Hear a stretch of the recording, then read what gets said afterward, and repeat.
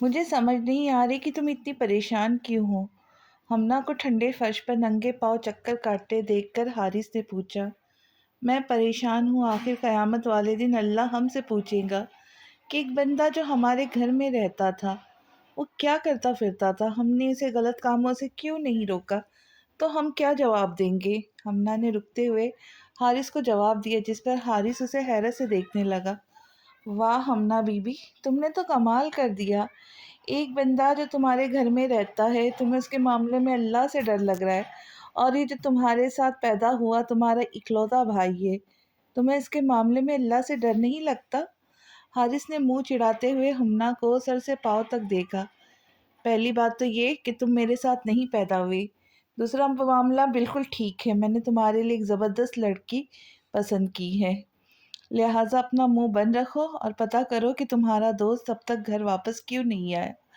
ہمنا نے حارث کے موبائل کی طرف اشارہ کرتے ہوئے کہا، وہ میرا دوست ہے، میری اولاد نہیں جس کا میں پتہ کروں۔ دوسرا، وہ میرے سے کہیں گنا زیادہ تیز ہے، تم بے فکر رہو، اس کے ساتھ کوئی حادثہ نہیں ہو سکتا، ہاں البتہ وہ کسی کو حادثے کا شکار بنا سکتا ہے۔ حارث منہ بناتا اپنے روم کی طرف چل دیا۔ حارث کے بچے، رکو نا، مجھے چھوڑ کے کہاں جا رہے ہو؟ ہمنا کی آواز پر حارث بے دلی سے مڑا۔ یار سچ مچ حدید کا کوئی چکر وکر ہے، یعنی وہ غلط سرگرمی میں ملوث ہے؟ ہمنا نے سنجیدگی سے حارث کی طرف دیکھتے ہوئے پوچھا تو اس کے چہرے پر ایک شرارتی مسکراہٹ آئی۔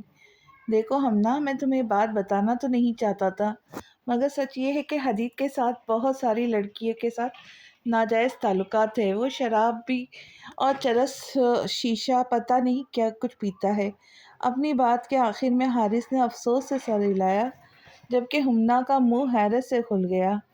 یہ جھوٹ بول رہا ہے، میں ایسا نہیں ہوں۔ حارث کے بچے، تجھے تو میں چھوڑوں گا نہیں، تو ایک نمبر کا احسان فراموش ہے۔ حدید نے لاؤنج میں قدم رکھتے ہی تردد کی۔ حدید کی آواز پر ہمنا نے پلٹ کر اسے سر سے پاؤں تک دیکھتے ہوئے ایک انتہائی افسوس بھری نگاہ ڈالی اور اپنے کمرے کی طرف بڑھ گئی، جبکہ حدید اسے آوازیں دیتا ہی رہ گیا۔ یہ سب تیری وجہ سے ہوا ہے، کیا ضرورت تھی اتنی فضول بکواس کرنے کی؟ ہمنا کے جاتے ہی حدید نے حارث کا بازو موڑ لیا۔ ضرورت تھی، بہت زیادہ ضرورت، میری جان، سب تجھے بہت اچھا پارسا سمجھتا ہے، میں نے سوچا کیوں نہ موقع کا فائدہ اٹھایا جائے اور تھوڑی سی تیری مٹی بھی پلیت کر دی جائے۔ حارث نے آہ بھرتے ہوئے جواب دیا، تھوڑی سی کے بچے، تو نے تو ساری مٹی پلیت کر دی، اب اس معاملے کو تو ہی سلجھائے گا ورنہ میں تیری ہڈیاں توڑ دوں گا۔ حدید نے کہتے ہوئے ایک زوردار مکہ حارث کی کمر پر رسید کیا۔ ٹھیک ہے، پھر تو پہلے میرا مسئلہ حل کر تاکہ تجھے میری تکلیف کا اندازہ ہو۔ حارث نے اپنا بازو چھڑاتے ہوئے اسے سہلایا۔ ٹھیک ہے، میں تیرا مسئلہ حل کر دیتا ہوں، مگر یاد رکھ، اگر یہ بات ہمنا نے ڈی ایم کو بتائی تو پھر میں تیرا وہ حشر کروں گا کہ تو مجھے یاد رکھے گا۔ حدید نے کہتے ہوئے دکھ سے ہمنا کے روم کی طرف دیکھا۔ یار پاپا چاہ رہے تھے کہ منگنی کا ایک مشترکہ فنکشن ہو جائے تاکہ سب لوگوں کو اس رشتے کا پتہ چل جائے۔ ہیرا نے کال ریسیو کرتے ہوئے کہا، بڑے افسوس کی بات ہے، کال میں نے کی ہے تو اصولاً بولنے کا حق بھی مجھے ہونا چاہیے۔ ہمنا نے دکھی آواز میں گلہ کیا، کال تم کرو یا میں، بات تو ایک ہی ہے، مگر تمہیں کیا ہوا، تم کیوں اتنی جذباتی ہو رہی ہو؟ ہیرا نے اب کی بات قدر تعجب سے پوچھا۔ اگر تم میری کمی محسوس کر رہی ہو تو ٹیریس کا دروازہ کھولو، میں 1 منٹ میں تمہارے پاس پہنچ جاتی ہوں۔ ہیرا نے فوراً آفر دی، جسے ہمنا نے قبول کرتے ہوئے کال کاٹ دی اور دروازہ کھولنے چل دی۔ اتنی جلدی تو الادین کے چراغ کا جن بھی حاضر نہیں ہوتا جتنی جلدی میں حاضر ہو جاتی ہوں۔ جیسے ہی ہمنا نے دروازہ کھولا، آگے ہیرا موجود تھی۔ میں بہت پریشان ہوں، میں نے کبھی ایسا سوچا بھی نہیں تھا، دیکھنے میں تو بہت شریف لگتا ہے مگر، ہمنا نے کہتے ہوئے رونا شروع کیا۔ کیا مطلب؟ دیکھنے میں شریف لگتا ہے مگر کون؟ کیا تم حارث کی بات کر رہی ہو؟ حارث نے کون سا چاند چڑھا دیا ہے؟ تم لوگوں نے کہیں اپنا کرپٹ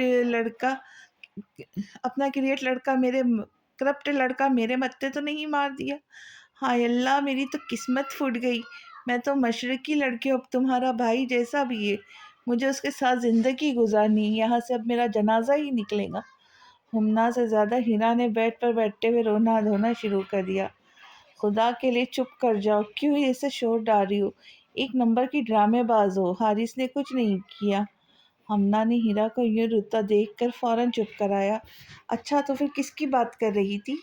ہیرا نے فوراً دلچسپی سے ہمنا کی طرف دیکھا تو وہ سر نفی میں ہلانے لگی۔ ہیرا بیبی تیرے کتنے چینل ہے؟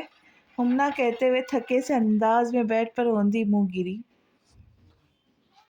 تم مجھے چھوڑو، یہ بتاؤ کہ ہوا کیا ہے؟ اب کی بار ہیرا نے تجسس بھرے انداز میں پوچھا تو ہمنا ایک بار پھر بیڈ میں منہ چھپائے رونے لگی۔ دیکھو ہمنا، اب یہ میلو ڈرامہ بند کرو اور بتا بھی دو کہ کیا ہوا ہے۔ کہیں نائب والوں نے تمہارے ڈیڈی کو پکڑ تو نہیں لیا؟ اچانک ہیرا کے ذہن میں ایک اور خیال آیا۔ اللہ نہ کرے ہیرا، تم کیا فضول بکواس کرتی جا رہی ہو؟ تمہیں میرے گھر کے ہی افراد ملے ہیں۔ اب کی بار ہمنا نے بیٹھتے ہوئے غصے سے ہیرا کی طرف دیکھا۔ تو پھر تم ایک ہی دفعہ میں بتا کیوں نہیں دیتی کہ کس کی بات کر رہی ہو؟ ہیرا نے تکیہ گود میں رکھتے ہوئے پوچھا۔ میں حدید کی بات کر رہی ہوں، ہمنا نے نظریں جھکاتے ہوئے آہستہ آواز میں بتایا۔ حدید نے کیا ہے؟ وہ تو انتہائی شریف انسان ہے، جیسے زرافہ شریف ہوتے ہیں۔ ہم نے شروع سے پڑھا ہے کہ زرافہ ایک سلاجو جانور ہے، وہ کسی کو کچھ نہیں کہتے۔ ہیرا نے فوراً زہر پہ زور ڈالتے ہوئے بچپن میں پڑھا مضمون کی چند لائنیں دہرائی۔ ہیرا کی بچی، میں زرافے کی نہیں، حدید کی بات کر رہی ہوں۔ ہمنا نے غصے سے ہیرا کی طرف دیکھا۔ ایک ہی بات ہے، مجھے تو دونوں میں کوئی فرق نہیں لگتا۔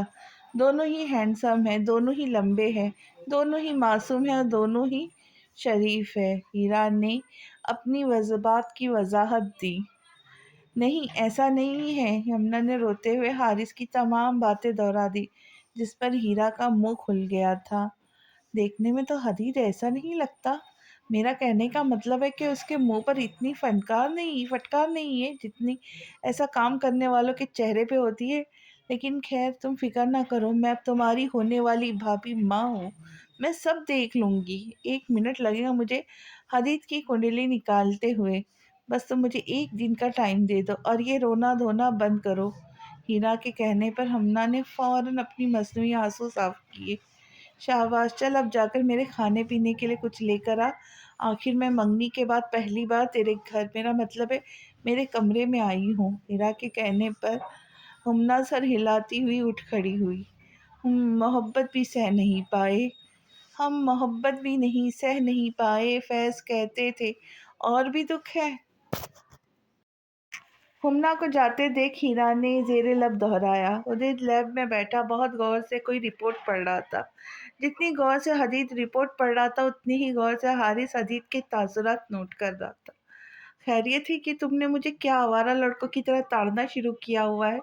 میں تمہیں پچھلے 15 منٹ سے نوٹ کر رہا ہوں۔ پین رپورٹ پہ رکھتے ہوئے حدید نے آئبرو اچکا کر حارث سے پوچھا۔ میں تو بس دیکھ رہا تھا کہ انسان کتنا بڑا احسان فراموش ہے۔ حارث کے جواب پر حدید نے آنکھیں کو جھکتے ہوئے اس کے ماتھے پر ہاتھ لگایا۔ طبیعت تو تیری بالکل ٹھیک ہے، پر باتیں تو بڑی عجیب کر رہا ہے۔ حدید کے چہرے پہ پریشانی کے جھوٹے آثار تھے۔ میری طبیعت بالکل ٹھیک ہے، مگر میں یہ دیکھ رہا ہوں کہ پچھلے کچھ دنوں سے تیری نیت ٹھیک نہیں ہے۔ حارث کا جملہ اس قدر ساختگی اور سنجیدگی لیے ہوئے تھا کہ 1 منٹ کے لیے حدید کو اس پر سچ کا گمان ہوا۔ کیا مطلب ہے تیری بات کا؟ حدید نے اٹکتے ہوئے پوچھا تو وہ سر ہلاتا ہوا داخلی دروازے کی طرف دیکھنے لگا۔ حدید، تجھے اب میری کوئی فکر نہیں ہے۔ چند دن پہلے تو نے کہا تھا کہ تو میرا مسئلہ حل کر دے گا، مگر ابھی تک تو نے ایسا کوئی کام نہیں کیا جس سے مجھے اپنا مسئلہ حل ہوتا دکھائی دے۔ حارث کے جواب پر حدید کی تنے تاثرات ڈھیلے پڑے۔ میں نے وعدہ کیا تھا تو تجھے مجھ پہ یقین ہونا چاہیے کہ میں تیرا کام کر دوں گا۔ تو میرا اکلوتا دوست ہے، میں تیرے لیے جان بھی دے سکتا ہوں۔ حدید نے لاڈ سے حارث کی طرف دیکھتے ہوئے آنکھ ونک کی۔ چھوڑو، یہ سرسری وعدے نہیں پورے ہوتے۔ میں جو ابھی مر جاؤں تو مر جاؤں گی کیا؟ کسی نے کیا خوب کہا ہے کہ انسان دکھ میں بہترین شاعر بن جاتا ہے۔ تیرا تو شاعری کا ذوق بہت اچھا ہو گیا ہے، حالانکہ کبھی بھی تجھے لٹریچر سے لگاؤ نہیں رہا۔ حدید نے شعر پر قہقہا مارتے ہوئے اسے داد دی۔ خوب مذاق اڑا لے، کہہ بھی لگا، مگر جب ہمنا ڈی ایم کو تیرے بارے میں بتائیں گی تو سوچ اس وقت میں کتنے کہے لگاؤں گا۔ میں اپنی بہن کو اچھے سے جانتا ہوں، جب تک وہ ایک بات 3 4 لوگوں کو نہ بتا دے اسے سکون نہیں ملتا۔ حارث کی دھمکی واقعی کمال کر گئی اور حدیث سنجیدگی سے اسے دیکھنے لگا۔ چل پھر کچھ ایسا کرتے ہیں کہ ہیرا کی شادی ایس پی حیات کے ساتھ ہو جائے اور تیری جان چھوٹ جائے۔ حدیث کے جواب پر حارث نے چونک کر اس کی طرف دیکھا۔ مجھے حیات بھی پسند نہیں ہے، حارث نے منہ بنایا۔ تو حدیث نے فکر مندی سے اسے گھورا۔ میں بس یہ چاہتا ہوں کہ میرا ہیرا سے رشتہ ٹوٹ جائے، لیکن اس کا رشتہ حیات کے ساتھ نہ ہو، وہ اچھا بندہ نہیں ہے۔ حارث کے جواب پر حدیث خاموشی سے ٹیبل پر پین مارنے لگا۔ جب تو نے اسے چھوڑنے کا فیصلہ ہی کر لیا ہے تو تیری بلا سے وہ ادھر جائے ادھر جائے یا مر جائے۔ حدیث کی بات پر حارث نے اسے ناگواری سے دیکھتے ہوئے اٹھ کھڑا ہوا۔ وہ میری بہن کی بہت اچھی دوست ہے اور میں اپنی بہن کو دکھی نہیں دے سکتا۔ حارث کے جواب پر داد دیتی نظروں سے حدیث نے اسے دیکھا۔ مجھے تم دونوں بہن بھائیوں کی سمجھ نہیں آتی، ہر وقت ایک دوسرے کو کاٹتے رہتے ہو، مگر مجال ہے جو کوئی ایک دوسرے پر بات برداشت کرے۔ حدیث کہتا رہا، حارث کے ساتھ باہر کی طرف چل دیا۔ ہیرا کی منگنی مجھ سے ٹوٹے یا نہ ٹوٹے، مگر میں اس کی شادی حیا سے نہیں ہونے دوں گا، حارث نے اٹل لہجے میں کہا۔ بچے تو ابھی حیات کو جانتا نہیں، ورنہ ایسا نہ کہتا۔ خیر مجھے کیا، میں تو تماشا دیکھنے والوں میں سے ہوں، حدیث سوچتا حارث کے ساتھ کینٹین کی طرف چل دیا۔ یار ہمنا تو ادھر لان میں اکیلی بیٹھی کیا کر رہی ہے؟ اگر سن بات لے رہی ہے تو میں چلی جاتی ہوں۔ ہیرا کے پوچھنے پر ہمنا نے سر اٹھا کر اس کی طرف دیکھا۔ ارے اس میں ناراض ہونے والی کون سی بات ہے جو یوں مجھے دیکھ رہی ہے؟ حالانکہ ناراض ہونا میرا بنتا ہے، میں نے تجھے پورے کالج میں تلاش کیا اور تو ادھر دھوپ میں بیٹھی ہے۔ ہیرا نے کتابیں گھاس پر پھینکتے ہوئے ہمنا سے کہا اور خود الٹی پلٹی مار کر اس کے برابر بیٹھ گئی۔ ہیرا آج میرا موڈ بہت سخت خراب ہے، اس لیے کوئی مذاق نہیں، ہمنا نے انتہائی سنجیدگی سے گھاس کو توڑتے ہوئے جواب دیا۔ تو ہیرا کا منہ کھل گیا۔ میں نے کبھی نہیں سوچا تھا کہ تو اتنی معمولی بات پر مجھے یوں کہیں گی، تو نے میرا دل توڑ دیا، ہمنا نے مصنوعی دکھ سے کہتے ہوئے اپنی کتابیں سمیٹی۔ یہ معمولی بات نہیں ہے، اس کا مختلف لڑکیوں سے چکر چل رہا ہے، وہ کلب جاتا ہے، شراب پیتا ہے، تجھے پتا ہے میں نے 2 دن سے اس کے پاس ٹیوشن بھی نہیں پڑھی، ہمنا نے کہتے ہوئے تیزی سے گھاس توڑنا شروع کی۔ ہمنا بی بی آپ اپنی ناکام محبت کی سزا اس بیچاری گھاس کو کیوں دے رہی ہے؟ ملک میں آگے ہی اتنی ماحولیاتی آلودگی ہے، زراعت کی الگ بہت بہت کم نظر آ رہی ہے، تو گرینری بری حالت ہے، اور کہیں کوئی تھوڑی بہت اس پر رحم کھائے، اسے اپنی محبت کی بھیڑ نہ چڑھائے۔ ہیرا نے ہمنا کے ہاتھ پکڑے ہوئے اسے روکا۔ تو نے سنا نہیں، درخت لگائے درخت بخت جگائے۔ ہیرا کی باتوں پر ہمنا نے اسے ایک طنزیہ مسکراہٹ سے نوازا۔ ہیرا بی بی جب آپ غصے میں چیزوں کو آگ لگا دیتی ہے اور تیز میوزک سے ہمارے کانوں کو شدید اذیت پہنچاتی ہے، تب ماحولیاتی آلودگیوں پر کوئی اثرات نہیں پڑتے۔ ہمنا کے پوچھنے پر ہیرا اپنا سر کھجانے لگی۔ اچھا دفع کرو، ہم کام کی بات کرتے، ویسے بھی پڑھی لکھی باتیں ہم دونوں کے منہ سے اچھی نہیں لگتی۔ تم بلا وجہ پریشان ہو، جب میں نے کہا تھا کہ ہم حدیث کی کنڈلی نکال لیتے ہیں تو اتنی ٹینشن کیوں لے رہی ہو؟ زندگی ویسے بھی بہت بور گزر رہی، کتنے دنوں سے ہم نے کچھ نہیں کیا، کیوں نہ ایک ایڈونچر کرے؟ ہیرا نے ہمنا کی طرف دیکھتے ہوئے پوچھا، جس پر وہ اسے تجسس سے دیکھنے لگی۔ ہم کل سے حدیث کی جاسوسی کریں گی، یونیورسٹی سے واپس آنے کے بعد وہ کہاں جاتا ہے، کن لوگوں سے ملتا اور کیا کرتا ہے، 1 ہفتہ جاسوسی کرنے کے بعد سب چیزیں خود بخود کھلتی چلی جائیں گی، کیا خیال ہے؟ یقین مان بہت مزہ آئے گا۔ ہیرا نے پرجوش انداز میں ہمنا کی طرف دیکھا۔ بات تو تیری ٹھیک ہے، لیکن اگر پکڑے گئے تو بہت بے عزتی ہوگی، ہمنا نے کچھ سوچتے ہوئے کہا۔ پہلی بات تو یہ ہے کہ ہمیں نہیں بلکہ حدیث کو شرمندگی ہوگی، کیونکہ وہ رنگے ہاتھوں پکڑا جائے گا۔ دوسرا یہ کہ اگر وہ رنگے ہاتھوں نہ پکڑا گیا تو تیری غلط فہمی دور ہو جائے گی، بس بات ختم۔ اس میں اتنا سوچنے والی کیا بات ہے؟ ہیرا نے کندھے اچکائے۔ جس پر ہمنا سر ہلانے لگی۔ اب چل، یہ بتا، تم لوگ ہمارے گھر کب آ رہے ہو؟ پاپا کہہ رہے تھے تجھے اس ویکینڈ پہ منگنی کی رسم رکھتے ہیں۔ تم تجھے پتا تو ہے کہ وہ پارٹیز کرنے کے کتنے شوقین ہیں۔ اسی بہانے گھر میں گیٹ ٹوگیدر ہو جائے گا۔ اب کی بار ہیرا نے نارمل انداز میں کہا۔ تو یہ تو بہت اچھی بات ہے، میں آج ہی ڈی ایم سے بات کرتی ہوں، پھر ہم دونوں شاپنگ پر چلیں گے۔ ہمنا نے خوشی سے ہیرا کی طرف دیکھا۔ ویسے تیرا بھائی مجھ سے ناراض تو ہوگا ہیرا کی بات پر؟ ہمنا نے سر نفی میں ہلایا۔ تو اس کی ناراضگی کی کوئی پرواہ نہ کر، ورنہ وہ تیرے سر چڑھ جائے گا۔ وہ کسی شاعر کا شعر ہے جو میرے خیال سے اس نے خاص طور پر خاوندوں کے لیے ہی لکھا ہوگا کہ وہ جب بھی ذرا روٹھا چپ بیٹھے رہے ہم بھی ایک بار منا لیتے تو پھر روز خفا ہوتا۔ ہمنا کے شعر پر دونوں ہنسنے لگی، اس بات سے بے خبر کہ آنے والا وقت ان کے لیے کیا طوفان لا رہا ہے۔ جی کہیے، میں آپ کی بات بہت غور سے سن رہا ہوں۔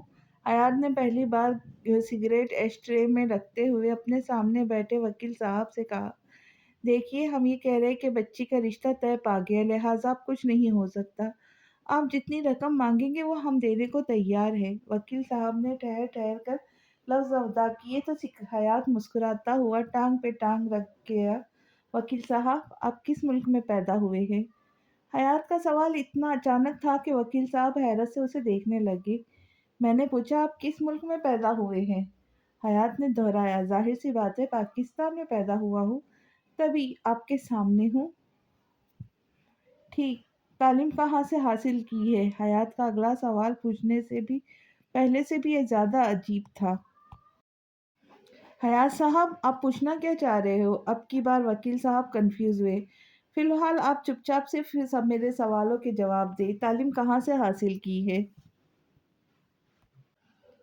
میں نے لاء کالج سے ہی حاصل کی ہے، ادھر پاکستان میں ہی۔ وکیل صاحب کے جواب پر حیات نے سر ہلایا۔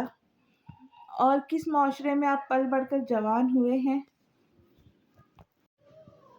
حیات صاحب، میں پاکستانی اور اسی معاشرے میں پل بڑھ کر جوان ہوا ہوں جس میں آپ ہوئے ہیں۔ میں کبھی پاکستان سے باہر نہیں گیا۔ اب کی بار وکیل صاحب پر لہجہ قدرے تلخ تھے۔ اچھا، پھر تو آپ نے بہت سارے کیسز ایسے دیکھے ہوں گے، اور اگر آپ فیملی ایشو نہیں بھی دیکھتے تبھی کم از کم کچہری یا پریکٹس کے دوران تو آپ نے ایسے بہت سارے کیسز سنے ہوں گے جن میں ایک عورت اپنے 3-4 بچوں کے ہوتے ہوئے بھی آشنا ساتھ بھاگ جاتی ہوگی، یا کوئی ایسی عورت جس کے 1-2 بچے ہوں گے اور اس کے خاوند نے طلاق دے دی ہوگی۔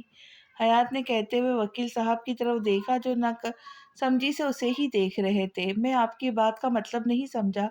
اگر آپ کھل کر بات کریں گے تو ہمارے لیے آسانی ہوگی۔ وکیل صاحب نے اپنے برابر بیٹھے ہوئے رانا خاور کی طرف اشارہ کیا۔ بات بالکل صاف ہے، مگر آپ لوگوں کو سمجھنا نہیں چاہ رہے۔ میرا کہنے کا مطلب یہ ہے کہ اگر 2 یا 3 بچوں کی ماں کو طلاق ہو سکتی ہے تو آپ کی بھتیجی کی منگنی کیوں نہیں ٹوٹ سکتی؟ ہم جس معاشرے میں رہتے وہاں منگنی ٹوٹنا، طلاق ہونا، اچانک بیوہ ہو جانا کوئی عجیب بات نہیں۔ لفظ بیوہ پر حیات نے خاصا زور دیا تو رانا خاور نے وکیل کی طرف دیکھا۔ میرا فی الحال ایسا ارادہ نہیں، مگر وقت کا پتہ نہیں چلتا، کیونکہ جب میں کوئی بات ٹھان لوں تو مجھے اسے ہر صورت پورا کرنا ہوتا ہے۔ پہلے میں نے آپ سے رقم کی ڈیمانڈ کی تھی جو آپ نے ٹائم پر پوری نہیں کی، لہٰذا اس آپشن کو تو اب آپ رہنے ہی دیں۔ دوسرے آپشن میں نے آپ کو یہ دی تھی کہ آپ اپنی بھتیجی کی شادی مجھ سے کر دیں، اس کا ٹائم بھی ختم ہو گیا۔ تو تیسری صورت میں مجھے آپ کے بیٹے کا ٹائم بھی ختم ہوتا نظر آ رہا ہے۔ حیات نے عادتاً اپنی کلائی پہ بندھی گھڑی کو دیکھ کر اٹھ کھڑا ہوا۔ معذرت کے ساتھ، مگر میں اس سے زیادہ وقت آپ لوگوں کو نہیں دے سکتا۔ مجھے تو اس میٹنگ میں خاصی بوریت ہوتی ہے، آپ دونوں کا پتہ نہیں، لہٰذا میں یہ نہیں کہہ سکتا کہ آپ سے مل کر خوشی ہوئی۔ حیات کوٹ کا بٹن بند کرتا خاموشی سے اپنی ویل چیزیں ٹیبل سے اٹھاتا پارکنگ کی طرف چل پڑا جہاں فراز اس کا منتظر تھا۔ ہمنا بیڈ پر روندے منہ لیٹی کتاب کے صفحے پلٹ رہی تھی کہ دروازے پہ دستک کے ساتھ ہی وہ کھلا۔ آنے والے کو دیکھ کر منہ پھلائے بیٹھی، کیا بات ہے، اتنے دنوں سے پڑھنے کیوں نہیں آ رہی؟ حدید نے جان بوجھ کر یہ سوال کیا، حالانکہ اس کا جواب وہ جانتا تھا۔ میں گندے لوگوں سے نہیں پڑھتی۔ ہمنا نے منہ بناتے ہوئے اپنی کتاب گود میں رکھی۔ اچھا تو تمہیں حارث کی بات کا یقین ہے؟ حدید نے بیڈ کی سائڈ پر بیٹھتے ہوئے ہمنا سے پوچھا۔ حارث کبھی بھی اتنا بیہودہ مذاق نہیں کر سکتا۔ ہمنا کا جواب سچ مچ حدید کو پریشان کر گیا۔ دیکھو تمہیں ایک بار تو مجھ سے پوچھنا چاہیے، بلکہ مجھے میری صفائی کا ایک موقع تو دینا چاہیے۔ حدید نے دوستانہ لہجہ اپناتے ہوئے ہمنا کی طرف دیکھا۔ تم واشنگ مشین ہو جو مجھے صفائی دو گے؟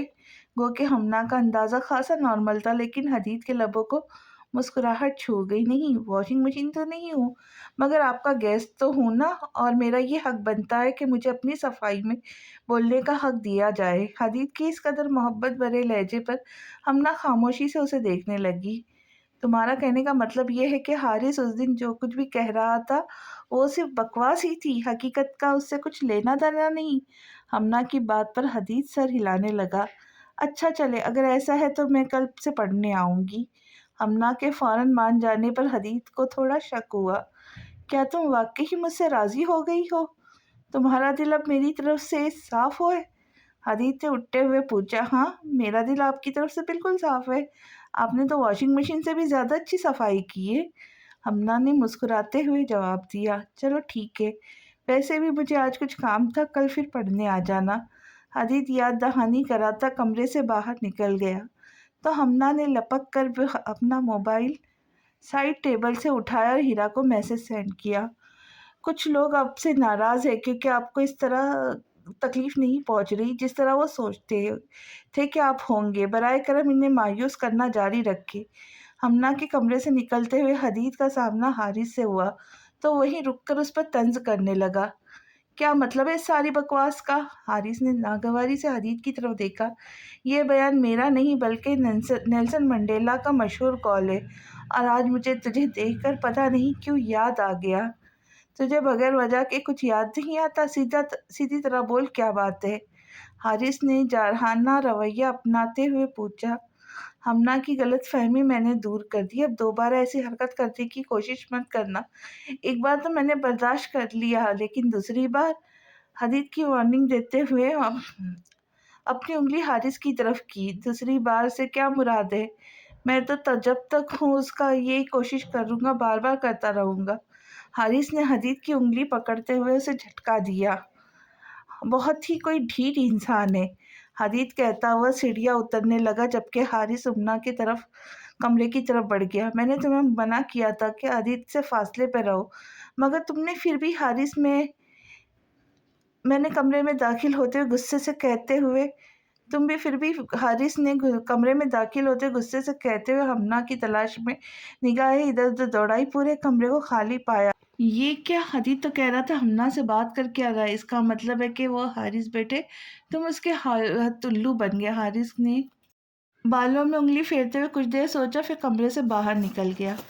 ہیرا، مجھے تو بہت ڈر لگ رہا ہے، اگر حدید کو ذرا بھی شک ہو گیا تو مجھے بڑی شرمندگی ہوگی۔ ہمنا نے پریشانی سے گاڑی کے باہر دیکھتے ہوئے کہا تو ہیرا مصنوعی ہنسی ہنسنے لگی۔ مجھے تو یہ سمجھ نہیں آتی تم کب اس سے اتنی ڈرپوک ہو گئی ہو۔ صبر اب کرو، ابھی کچھ منٹوں میں دودھ کا دودھ اور پانی کا پانی ہو جائے گا۔ ہیرا نے حدید کی گاڑی کا پیچھا کرتے ہوئے جواب دیا۔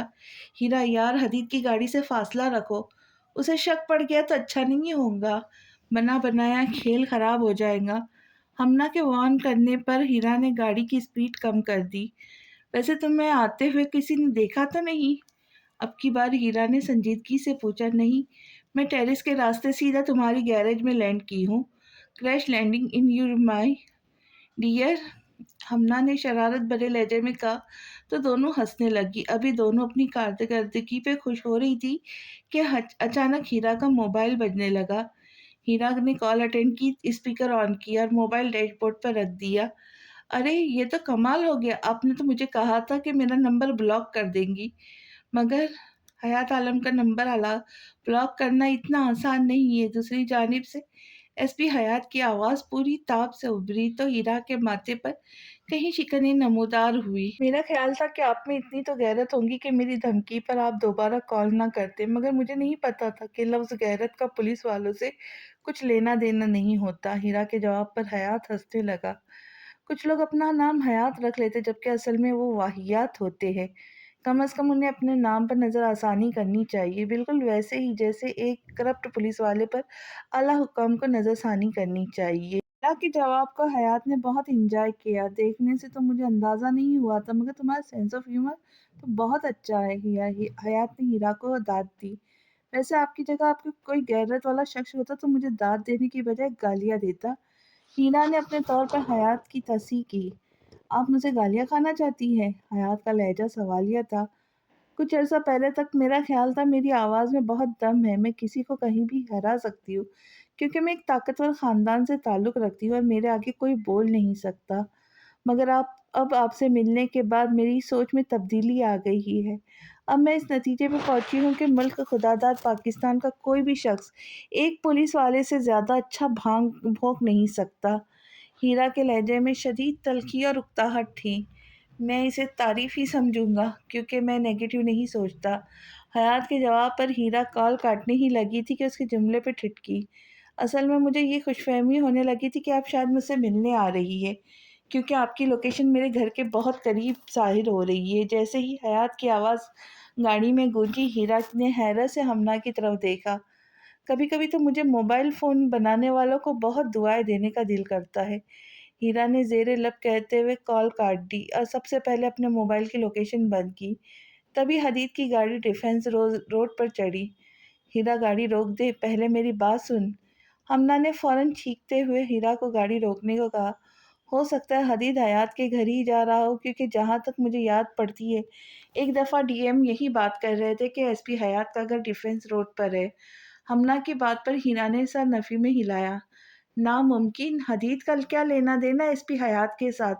وہ تو شریف النفس اور سیدھا سادہ انسان ہے۔ پھر کب سے تمہارے گھر رہ رہا ہے؟ میں نہیں مانتی کہ ایسا کچھ ہے۔ ہیرا نے گاڑی دوبارہ اسٹارٹ کی۔ دیکھو ایسا کرو، گوگل پر ایس پی حیات کے گھر کا ایڈریس نکالو۔ ہمنا نے دوبارہ اسٹیئرنگ پر ہاتھ رکھتے ہوئے ہیرا کو روکا تو سر نفی میں ہلاتی موبائل فون پر ایس پی حیات کا گھر کا ایڈریس سرچ کرنے لگی، مگر رزلٹ دیکھ کر اس کے ہوش اڑ گئے۔ کیا ہوا؟ ہمنا نے بےتابی سے پوچھا۔ دیکھا، یہ حدید کا بچہ ایس پی کے گھر ہی جا رہا ہے۔ میں نے اکثر ڈراموں اور فلموں میں دیکھا ہے، جو گھر کا سب سے بیسٹ بندہ ہوتا ہے وہیں آخر میں ولن نکلتا ہے۔ مگر ایک بات ہے، آج کل ولن بہت ہینڈسم آ رہے ہیں۔ ہمنا نے سر ہلاتے خود کو داد دی، جبکہ ہیرا کے چہرے پر فکر مندی کے آثار تھے۔ نہیں، ایس پی حیات کے گھر کا ایڈریس ڈیفنس روڈ کا نہیں ہے، بلکہ… ہیرا نے بات ادھوری چھوڑتے ہوئے ہمنا کی طرف دیکھا۔ اگر ایڈریس ڈیفنس روڈ کا نہیں ہے تو پھر تو اتنا پریشان کیوں ہو رہی ہے؟ ہمنا نے ریلیکس ہوتے ہوئے ہیرا کی طرف دیکھا۔ اس کے گھر کا ایڈریس وہاں کا ہے جہاں ڈی ایم ہاسپٹل بنوا رہے۔ ہیرا کے جواب پر ہمنا کو سچ مچ شاکڈ لگا تھا۔ کہیں ایسا نہ ہو کہ حدید ہمارے کسی دشمن کا بیٹا ہو اور وہ ہمارے گھر رہ رہا ہو تاکہ بعد میں ہمیں نقصان پہنچا سکے۔ ہمنا نے ڈراموں کی سٹوریز کو فالو کرتے ہوئے اندازہ لگایا، جس پر ہیرا دوبارہ گاڑی سٹارٹ کرتی حدید کو فالو کرنے لگی۔ برائے مہربانی تھوڑی دیر کے لیے اپنے منہ بند رکھو۔ یہ حدید کی گاڑی کہاں گئی ہوگی؟ سیکٹر میں داخل ہوتے ہی ہیرا نے اندازے سے ایک اسٹریٹ میں گاڑی موڑی تو تھوڑے فاصلے پر حدید کی گاڑی پارک نظر آئی۔ اس کی گاڑی باہر کیوں کھڑی ہے؟ یہ اپنی گاڑی گھر کے اندر کیوں نہیں لے کر گیا؟ ہمنا نے حدید کی گاڑی کو دیکھتے ہوئے خود کلامی کی، کیونکہ اس کی گاڑی بہت گندی ہے اس لیے انہوں نے اندر آنے نہیں دی ہوں گی۔ ہیرا کے جواب پر ہمنا منہ بنانے لگی۔ ٹھہرو، میں چیک کر کے آتی ہوں گھر کے باہر کس کے نیم کی نمبر پلیٹ لگی ہے۔ ہیرا کہتے ہوئے سیٹ بیلٹ کھولنے لگی تو ہمنا نے اسے روک دیا۔ خود جانے کی کیا ضرورت ہے؟ آگے سے گاڑی گھما لو، میں دیکھ لیتی ہوں کہ گھر پر کس کے نیم کی پلیٹ لگی ہے۔ شکر ہے تم نے بھی کوئی ڈھنگ کی بات کی۔ ہمنا کے جواب پر ہیرا نے گاڑی تیزی سے آگے نکال کر اسے موڑنے لگی تو کوٹی پر حیات عالم کے نام کی نمبر پلیٹ دیکھتے ہی دونوں کے ہوش اڑ گئے۔ جس بات کو وہ ابھی تک مذاق میں لے رہی تھی وہ اب بھیانک حقیقت بن کر ان کے سامنے تھی۔ اچھا، تو پھر آپ نے کیا سوچا ہے؟ نتاشا بیگم نے ڈی ایم کو چائے پکڑاتے ہوئے پوچھا۔ وہیں جو شروع سے ہم دونوں نے سوچ رکھا ہے۔ ان کا اندازہ خاصا پراعتماد تھا۔ میں تو کہتی ہوں ایک بار ہمنا سے بھی پوچھ لے، کیا پتہ اسے کوئی اور پسند ہو۔ नताशा बेगम अपने दिल की बात ज़बान पर ले आई। उसे अभी तक ये नहीं पता था उसने क्या खाना है और क्या पहनना है, तो वो अपने लाइफ पार्टनर के बारे में हमसे बेहतर कैसे सोच सकती है? बेगम, आप भी कभी-कभी कमाल ही करती हैं। डीएम ने नताशा बेगम की बात को रद्द किया। फिर भी मैं चाहती थी कि आप एक दफ़ा उससे पूछ लेते। नताशा बेगम अपनी बात पर बाज़िद थी। चलें, मैं आपकी ख़्वाहिश पूरी किए देता हूँ, आप उसे बुलवाओ। मैं आपके सामने उसे इस रिश्ते के बारे में बताता हूँ, देखिएगा वो आगे से कुछ नहीं कहेंगी। जिस पर नताशा बेगम सर हिलाने लगी। मैंने सोचा है कि मैं एक बड़ी पार्टी रखूँगा, जिसमें हीरा और हारिस के साथ-साथ हमना और हदीद की मंगनी का भी ऐलान किया जाएगा। हदीद घर का बच्चा है, बहुत समझदार, फर्माबरदार भी है। उसके आगे-पीछे कोई नहीं है, मुझे यकीन है वो हमारे बिज़नेस को खूब फैलाएगा। वैसे भी मैंने उसकी डॉक्टरी पे 1.5 करोड़ इसलिए नहीं खर्च किए कि वो एक गवर्नमेंट हॉस्पिटल में ही मामूली डॉक्टर लगे। आप जानती हैं इसके पीछे क्या राज़ है? डीएम के कहने पर नताशा बेगम खामोश हो गई। ठीक है, फिर राना साहब को भी वो इन्फॉर्म कर दें कि हम दोनों बच्चों की मंगनी का ऐलान हदीद की बर्थडे वाले दिन करेंगे। नताशा बेगम के जवाब पर मुस्कुराते हुए डीएम ने चाय का घूँट भरा। बेगम, मुझे आपकी सबसे अच्छी बात यही लगती है कि आप बात मान जाती है। अभी वो बातों में मसरूफ़ थे कि डीएम का मोबाइल बजने लगा। हेलो राना साहब, बड़ी उम्र है आपकी, हम अभी आपका ही ज़िक्र कर रहे थे। डीएम ने इंतहाई खुश इखलाक़ी से कॉल अटेंड करते हुए नताशा बेगम की तरफ देखा, मगर दूसरी तरफ से क्या कहा गया, जिस पर डीएम के तासुरात एकदम तब्दील हुए और उन्होंने गुस्से से चाय की प्याली साइड टेबल पे रखी। ये आप क्या कह रहे हैं और क्यों? डीएम ने इतनी ऊँची आवाज़ में गुस्से से पूछा कि नताशा बेगम डर गई, क्योंकि ऐसा साफ सिर्फ़ तब होता था जब कुछ डीएम की मर्ज़ी के खिलाफ़ हो। चलिए ठीक है, मैं देख लेता हूँ। कुछ देर बाद डीएम ने कहते हुए कॉल काट दी। बेगम, आप जल्दी से तीनों बच्चों को मेरे पास स्टडी रूम में भेजें। ये कहते हुए डीएम स्टडी रूम में चले गए, जबकि नताशा बेगम हक्का-बक्का रह गई। आज की कहानी यहीं तक। अगली किस्त में जानेंगे कि हीरा और हमना की जासूसी का कितना फ़ायदा होता है। क्या वो राज़ जान पाएँगी हदीद और हयात के बीच का? तो मिलते हैं अगली किस्त में, तब तक के लिए इजाज़त दीजिए। जाने से पहले आप सबसे गुज़ारिश है कि चैनल को सब्सक्राइब करें, लाइक करें, शेयर करें और अच्छे-अच्छे कमेंट्स के साथ हौसला अफ़ज़ाई करें। तो मिलते हैं नई किस्त के साथ। अल्लाह हाफ़िज़।